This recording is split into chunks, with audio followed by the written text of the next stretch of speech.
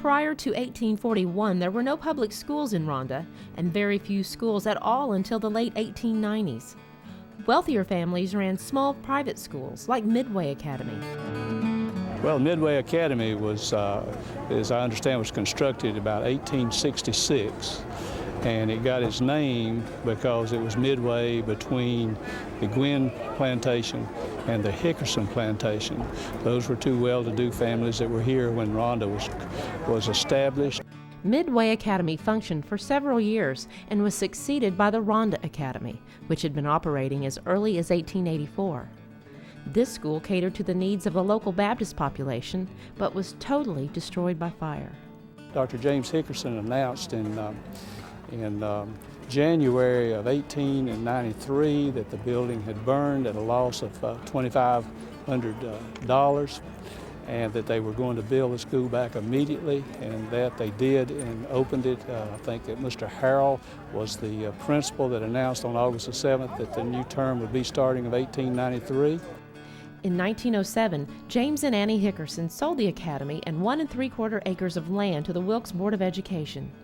By 1908, the school was referred to as Ronda High School. A new brick building was built in 1922, followed by wooden structures in 1928 and 1946. We had stoves, pot-belly stoves in the room that you had to put coal in, and you were never warm. And I taught there until the main building was a brick building when it burned. Then we moved to the other school. The cause of the fire in 1952 was unknown, leaving only the gymnasium, which now serves as the center for town government. Roaring River High School and Ronda High School consolidated on November 1st, 1955 to become East Wilkes High School, and a beautiful new middle school opened in 2002.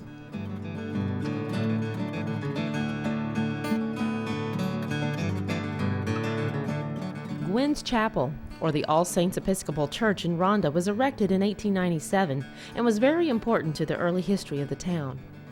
Joyce Gwynn McBee was an accomplished artist who painted beautiful stained glass windows in the church. Years later, the chapel, which no longer had services, gave way to a modern volunteer fire department.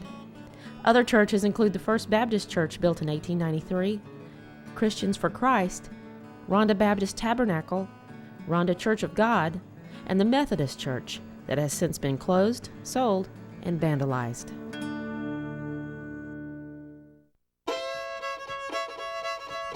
The community of Clingman lies near West Swan Creek. Some locals still refer to it as Frog Level, since they say you can hear frogs hollering in a low wet spot there.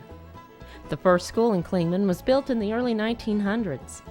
A subsequent school was consolidated from schools in the communities of Cycle, Summers, Temple Hill, and Dennyville. The Clingman Medical Center was formed at the school in 1976. I was born in the Clingman community, which is Post Office, Ronda, North Carolina. My parents were Harvey Green and Nettie Green Calloway was my mother. Daddy had the first Model T in our community, so we could ride and go somewhere a little bit. The H.G. Green store was built in the 1890s and served as a general store as well as the local post office. On Sunday, November 26, 2000, the landmark burned to the ground, losing a valuable piece of Clingman's heritage and several historical papers.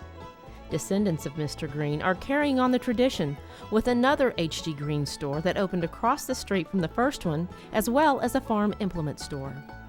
Another popular gathering place was the T.M. Green store, located near the Clingman Medical Center. Ingle Hollow is best known for Junior and Flossie Johnson and their NASCAR racing teams. Flossie's also earned quite a reputation as a cook, with 2 cookbooks to her credit. Other than racing, Junior is legendary for his pardon by President Ronald Reagan for his involvement in moonshine, as well as a furniture line and ham products.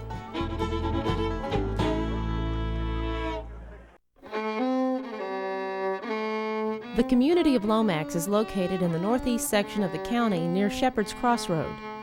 Lomax was named for the Lomax family, one of the earliest families to settle the region. The community is home to Pleasant Home Baptist Church and Rachel Baptist Church, both of which provide much of the community's cultural activities. The busy Lomax Community Center was turned into a children's Head Start to honor Miss Betty Baker, who was primarily responsible for Head Start through the Blue Ridge Opportunity Commission. Bugaboo is the name of a small settlement in eastern Wilkes County in the 1700s and 1800s. It had a grist mill, rolling mill, post office, copper and gold mines, as well as a school called Bugaboo Academy that operated from 1898 until 1932. A stream by the same name, Bugaboo Creek, meanders its way through the area and is shrouded in mystery. Legend has it that settlers in the 1700s heard noises in the thick undergrowth around the stream. Noises that scared them to such a degree they never returned. The term bugaboo may have been coined in connection with that experience, as dictionaries define bugaboo to mean an imaginary object of fear used to frighten. As if that wasn't enough, further lore states that a big white horse roams up and down the creek at night, looking for its master.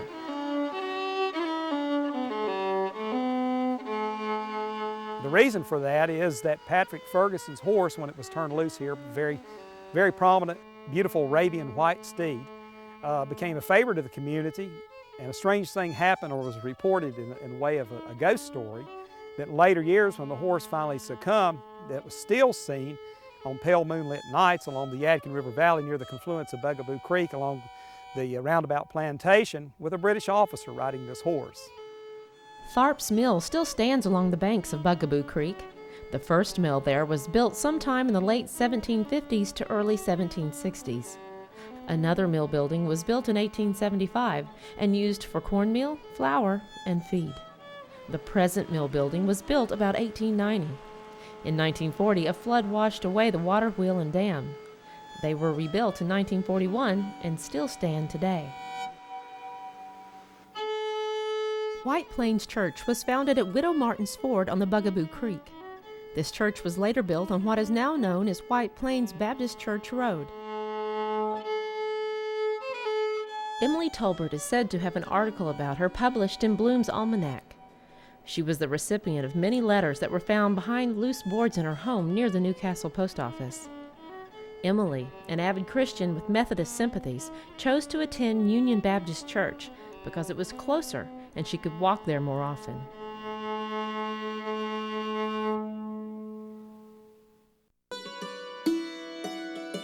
The Cycle community of Wilkes County was first called Pea Ridge.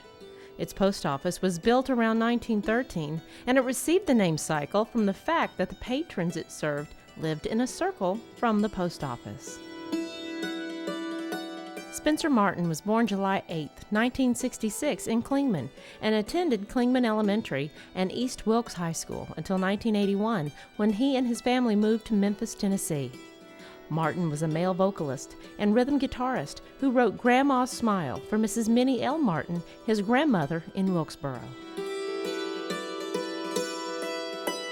Summers is a small hamlet south of Ronda that's home to a mountain known as Ringfire Knob. Legend has it that it took its name from a method of hunting. The Indians would set a ring of fire around the base of the mountain, and as the fire burned up the slopes, the animals would be trapped by the flames near the top, making them easy prey. Some say this method of hunting accounts for many of the grassy, treeless mountaintops of western North Carolina. After I got my teacher's certificate, I applied for a school at Temple Hill because I knew there was a vacancy there.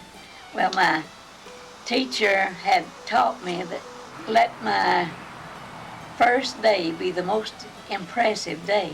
I expected the school to be like it was down here. The parents would go in and clean up and have everything ready.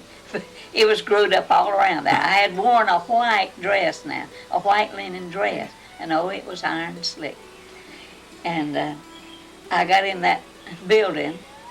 Well, when I first opened the door, there was a big rock there at the door. I stepped up on it, and the door was not locked. I pushed it open, and there was a big hole right inside the door that you could put a calf through.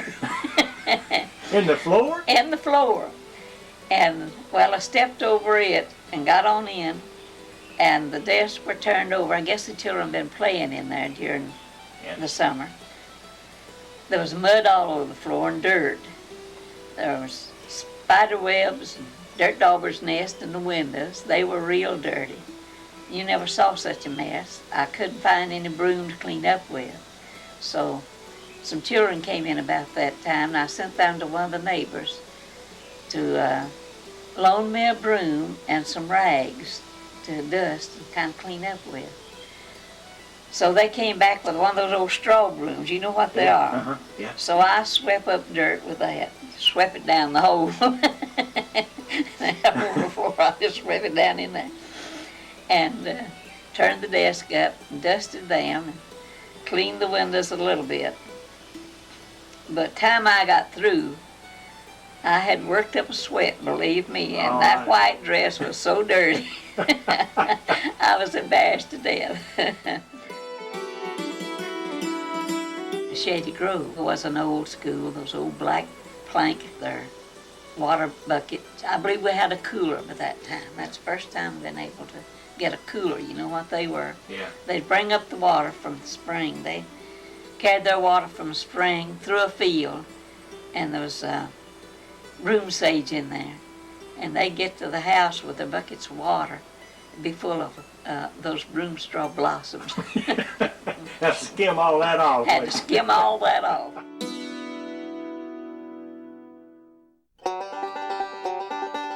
Continuing west on Highway 268 is the community of Roaring River, recognizable by its large grain elevators.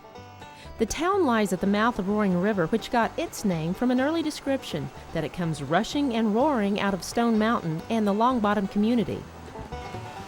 In the early 1900s, some said the roar of Roaring River was so loud it shook the windows in homes. The town was settled in the late 1700s and incorporated in 1905, although the charter was repealed in 1907.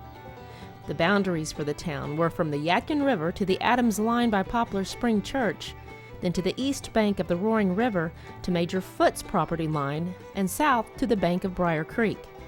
The incorporation stated that no spirituous, vinous, or malt liquor shall be manufactured, rectified, or sold within the corporate limits of the town of Roaring River. Any person convicted of such shall be fined not less than $50 or may be imprisoned for 30 days for each offense. At the time, H.B. Parks was the mayor.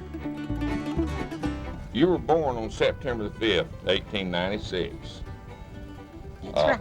Well, my daddy had a horse and a plow, and he'd plow the garden and we'd hoe it, work it with a hoe, and clean it out as good as we could. And we would plant taters, beans, and anything we needed to, corn and stuff like that. Us children had to do that, had to help all the time. Okay, now you didn't have any modern conveniences like we got now. We had a washboard and put water in the tub, put warm water in the tub and put our clothes in and had to wash it off with our hands on that washboard. And then we'd range them out in 2 different waters and hang them on the line and dry them. Then we'd bring them in the house and iron them. We'd iron everything, even iron the sheets.